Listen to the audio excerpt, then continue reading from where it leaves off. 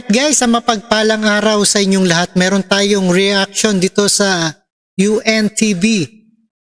Si Governor Daniel Fernando, maayos na ba ang kondisyon? At patuloy na nagpapahinga ang ating Governor ng Bulacan government. At ito ay hindi nakahinga sa kanyang dinaluhang event noong September 11. At panoorin po natin ang buong detalye dito sa UNTV. Please support Rob Trip and UNTV.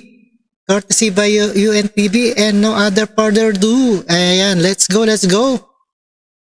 Nasa maayos ng kondisyon at kasalukuyan ng nagpapahinga si Bulacan Governor Daniel Fernando matapos na sumama ang pakiramdam sa gitna ng isang event na dinaluhan noong Lunes.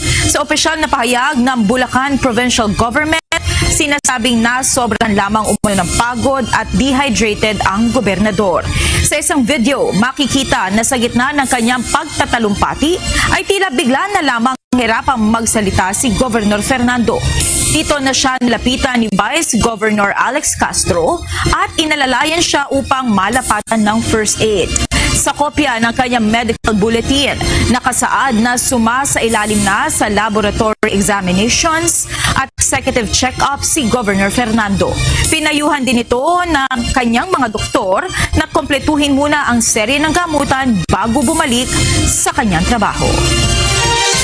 Alright, napanood po natin na si Gobernador Daniel Fernando ng Bulacan.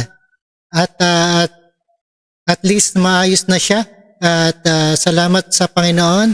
And salamat sa inyong lahat guys. And peace out. Thank you guys.